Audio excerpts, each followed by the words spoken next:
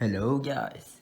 Oh, um, well, today we are making a sandwich with liver pastej. We didn't have any of the regular bread, so we use Christmas bread. Wort bread it's called. What I don't know what it's called in English.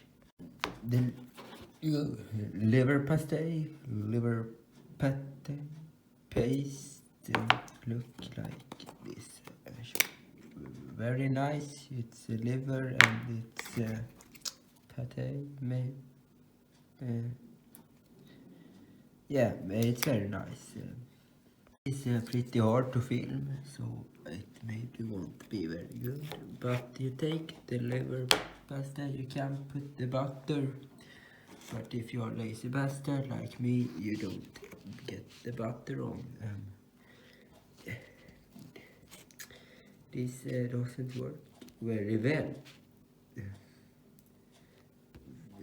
Yes. Yes, this was premium Swedish cooking traditions with me. I won't tell my real name. Liver pastej